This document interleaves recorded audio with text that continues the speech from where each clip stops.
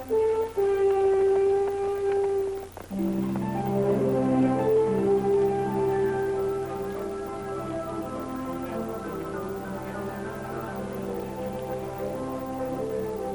turn of the century, fortunes in gold and cattle were won and lost in the gambling casinos of the Southwest.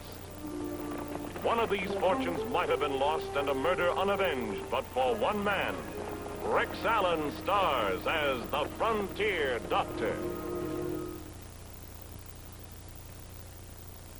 Inside the brawling, wide-open town of Bango, 20 miles west of Rising Springs, was Tennessee Smith's famous saloon and gambling establishment. I knew and liked Tennessee, so I was not surprised to receive an invitation to a special gathering of hers. But I was not prepared for the unusual reason for the gathering or the tragic event which followed it. Thank you very much. Well, there she is. Gentlemen. Good evening, Tennessee. Hello, Doc. Hello, Tennessee. I've got an announcement to make. First, everything but the gambling is on the house tonight, so eat, drink, and be merry. How come, Tennessee? You know, you're not exactly noted for handing things out for nothing. I'm quitting business. After tonight, Tennessee Smith will be closed. What's the idea, Tennessee? You getting married? Who's the lucky man? I'm marrying nobody, Frank. I'm retiring and leaving town. Oh, it'll take me a few days to settle my affairs.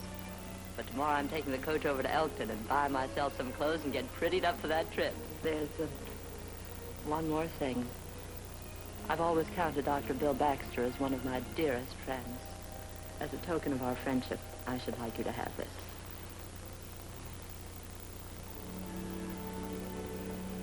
Isn't that a dandy?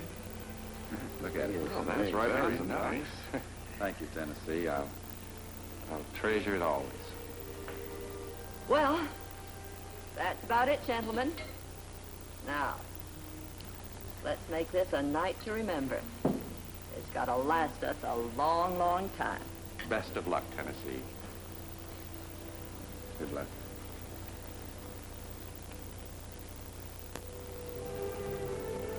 The next morning, Tennessee took the coach to Elkton to do her shopping.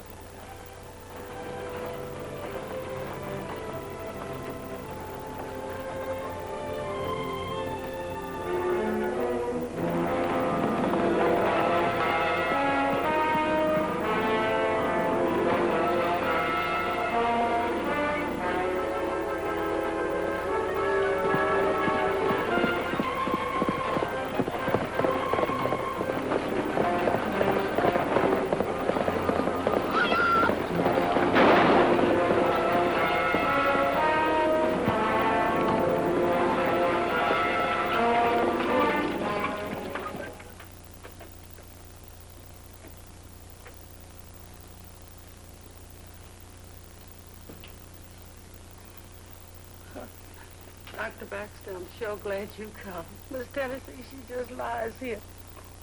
She won't talk, she won't move, she won't do nothing. Just stares into space. You'll be all right, Delilah.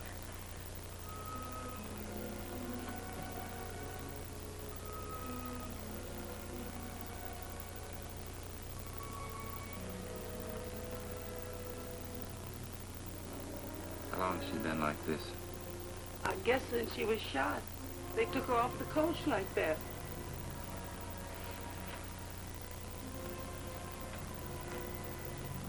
Can you hear me, Tennessee? Can you hear me?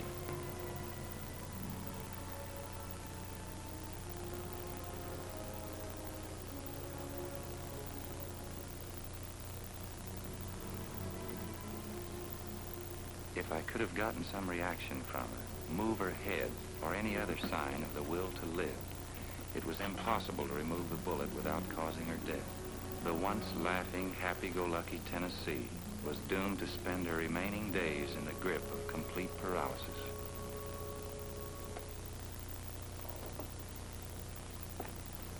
Gentlemen, Tennessee's condition is very serious. There's a neurosurgeon in San Francisco that specializes in this type of operation, but unless she shows some signs of not being completely paralyzed, It'd be useless to call Dr. Williams in on the case. Tennessee was shot deliberately. I'm asking you men to help me find the one who shot her. Excuse me. Dr. B, I know Miss Tennessee's awful sick. But she told me if anything ever happened to her, I was to give you this letter. Now I got to go see about my baby. It's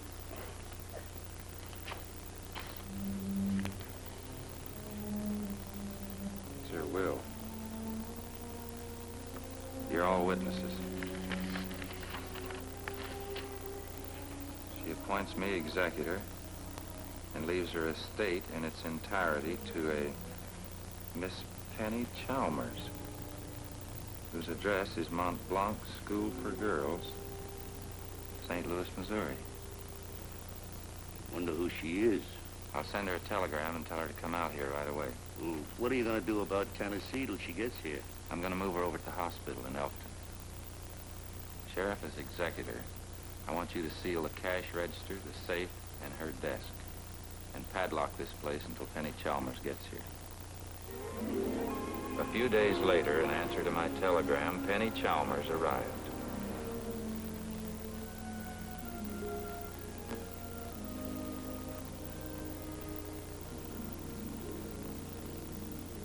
When do you plan to take her to San Francisco for the operation, Doctor?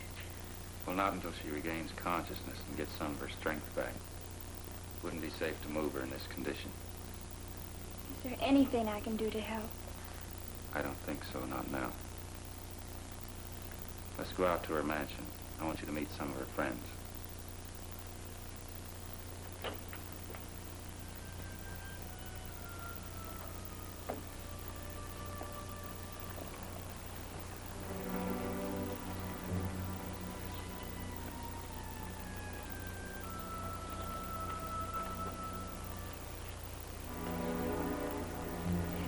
Beautiful. Way out here, it's so unusual.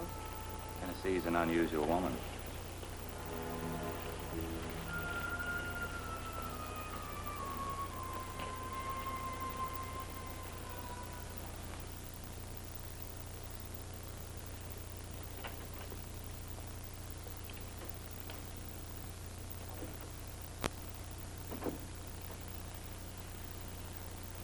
Mr. Walt Bodine, Sheriff Butler, Mr. McNally. How do you do? This is Miss Penny Chalmers.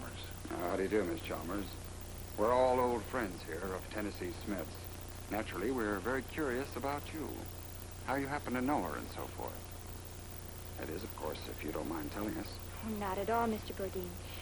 You see, I've known Martha Smith. I presume that's the lady that you refer to as Tennessee, ever since I can remember. She paid for my way from infancy on up through finishing school. Was she your guardian? Well, when I was old enough to wonder about that, I wrote and asked her. She answered me that she'd known my parents and had promised to take care of me if anything happened to them. Shortly after that, my parents disappeared. That was quite wonderful of her. Yes, it was. My only regret is that I was never able to meet and thank her for all that she did for me. You never met her? No. I wrote and asked her if I could visit her many times, but she always had some reason why I shouldn't. See. I guess she didn't want me to know how she made her living. Does it make any difference? No. Well, the important thing is to get her to San Francisco and to get her well. That's going to take money. Tennessee kept her money in the bank I manage, and I can probably help explain her financial position. Oh, we appreciate your help, Mr. McNally. Sheriff, if you'll be a witness, we'll go through her personal effects. All right, Doc.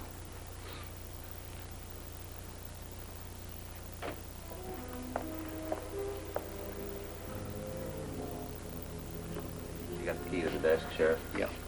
Yeah.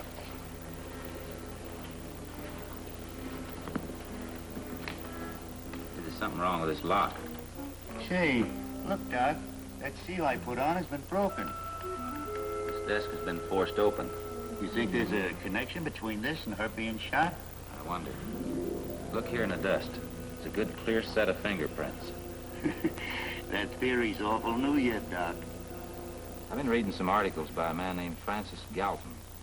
He claims that no two sets of fingerprints are exactly alike. Just for curiosity, I've been trying it out on some of my patients and friends, and so far he's right. What's that got to do with the fingerprints on the desk? Well, if there's any connection between the desk being broken open and Tennessee being shot, these prints could belong to the man who did it. But how can the prints help catching? You can't lug the desk around matching the fingerprints of everyone in town. That's true. What you do is lift them. Well, how do you do that?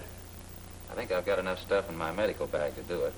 Would you mind getting it out of the buggy, Penny? Of course not.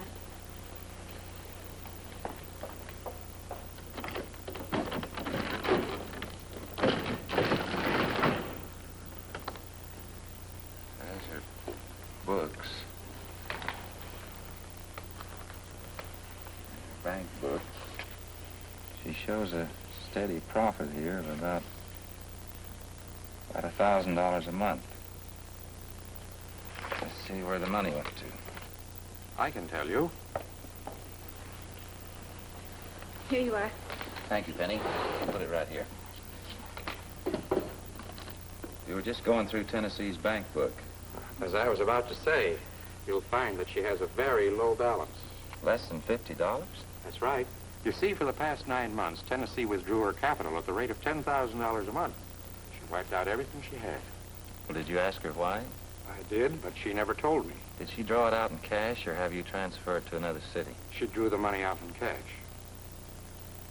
There's the motive for your shooting. Robbery. Yeah. $90,000. Well, the $90,000 and this mansion are the extent of her estate, Penny.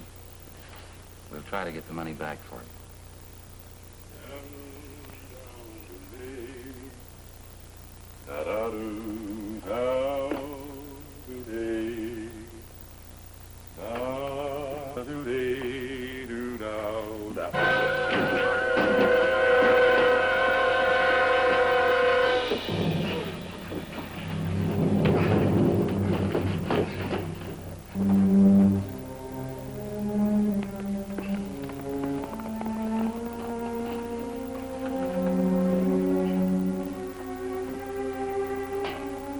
Whoever it was that entered my office was obviously attempting to steal the fingerprints that I'd lifted from Tennessee's desk.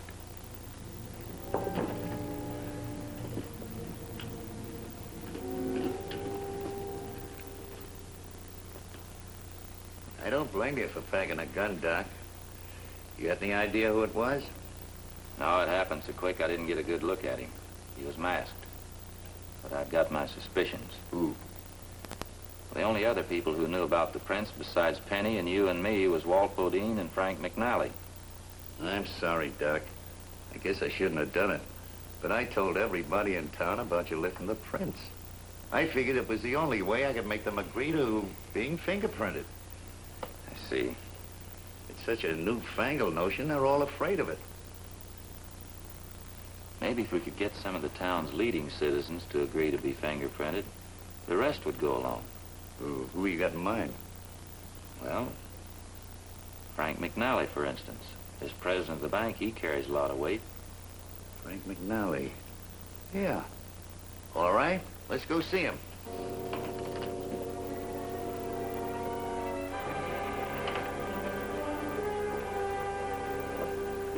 Frank, we're here to ask a favor. Yes? Sheriff's having a little trouble getting people to agree to be fingerprinted. We thought, if you'd have yours taken, maybe the others would cooperate. See. Well, I'm not interested. Why? You don't have anything to hide, do you? Of course not. But that's it exactly. I'm not guilty of anything. Why should I be fingerprinted? We're not accusing you of being a criminal. We're just... Now, look. No matter what you say, if I'm fingerprinted, I'll be looked on as a suspect. And that'd be bad for the bank. Now, on the other hand, if you... Pardon. Yes? Oh, sure. I'm wanted down at the vault. Will you excuse me for a few minutes? Maybe we better forget about this fingerprint business, Doc. I'm not giving up yet. I wonder why he turned us down. Look, here's a set of his prints right here.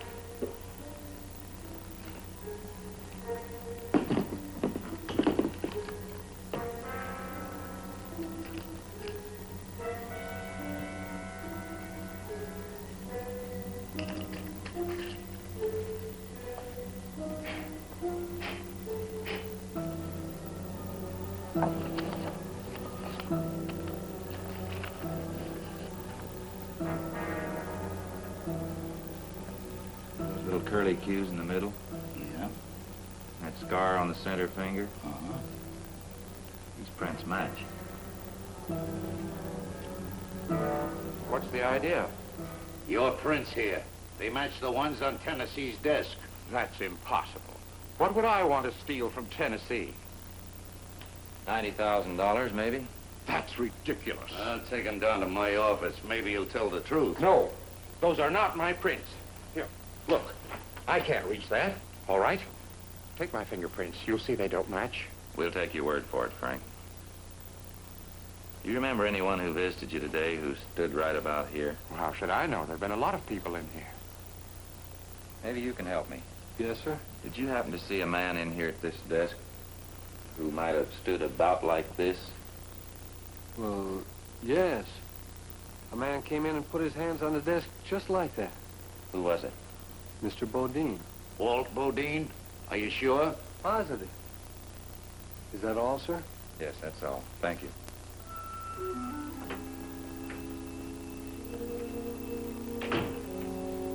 Now, do you remember, Frank? By George, yes, I do.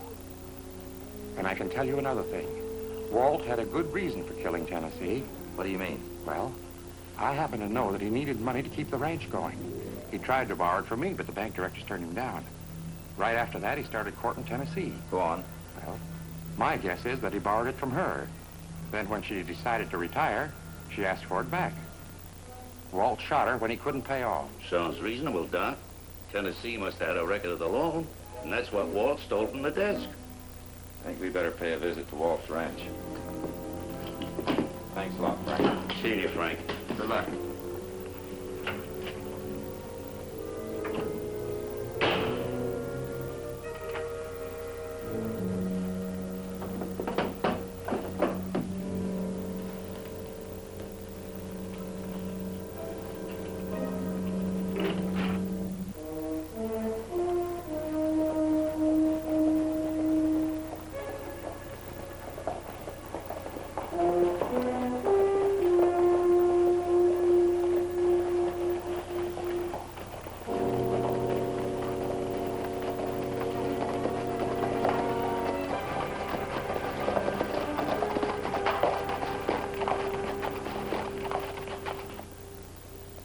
What's this all about? We want to go with you, Sheriff. Tennessee was our friend, too. But I don't need you. And besides, we're not sure it was Bodine. Well, it sure won't hurt for us to come with you. Bodine's got a lot of men working for him. And if he is guilty, he'll put up a fight. We got a lot more friends waiting out of town. All right. Come along.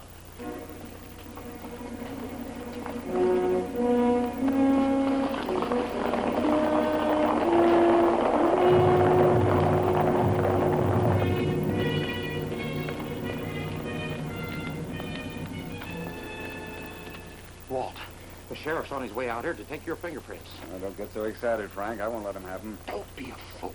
If you don't let him, he'll take you in on suspicion. If you do let him, he'll tie a rope around your neck if Tennessee dies. Catch a freight train out of here and lay low for a while. And what about the ranch and the money? Don't worry. I'll sell everything and keep your half safely in the bank vault. No, Frank. I have 2 gunmen for every one the sheriff has in that posse of his.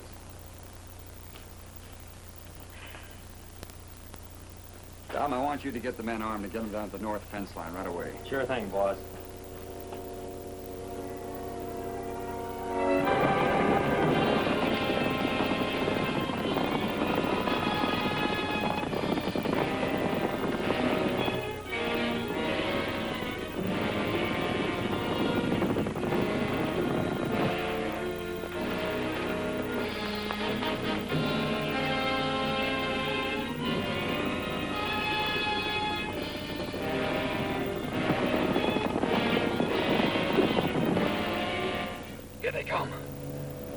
Listen, you men.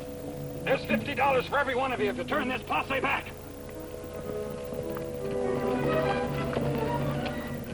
It's a good thing we come along, Sheriff.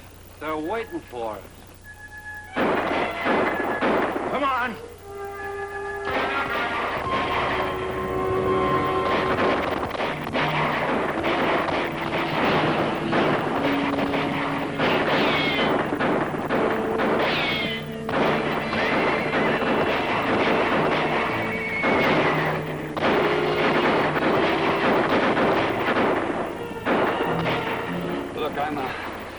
I'm gonna check down the line and see how many of our men got hurt.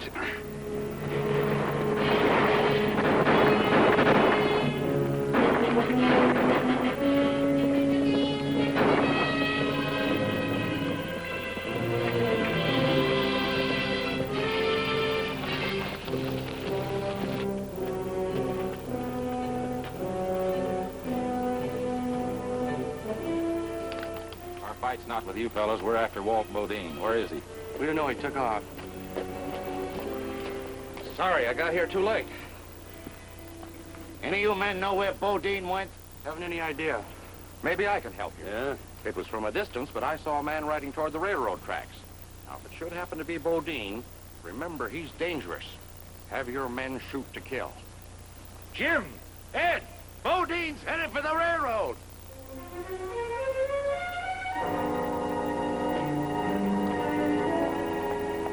All right, let's get up the ranch, see if there's any more.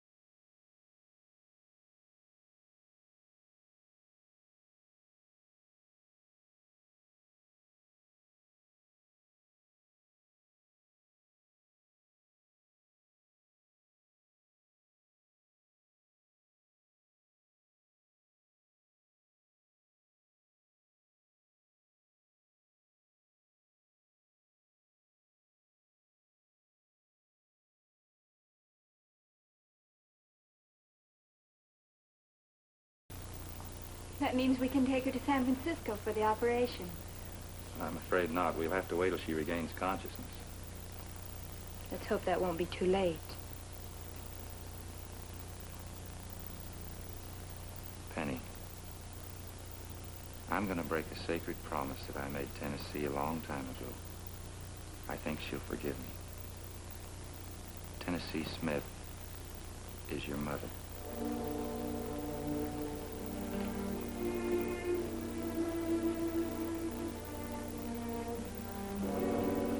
Penny. Let her go. I know where she's gone.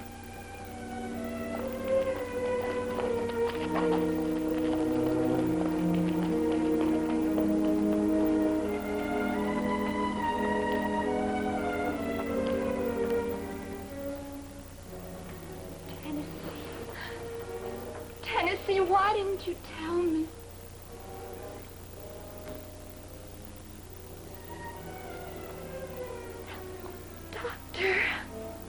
Sometimes the miracle of love can do more than all the doctors in the world.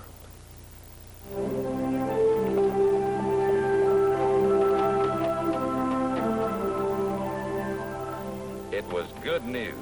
Tennessee's operation was a success. On August 30th, 1898, Walt Bodine and Frank McNally were sentenced to 20 years for the attempted murder of Tennessee. Their hired gunmen were sentenced to hard labor in the state penitentiary along with them.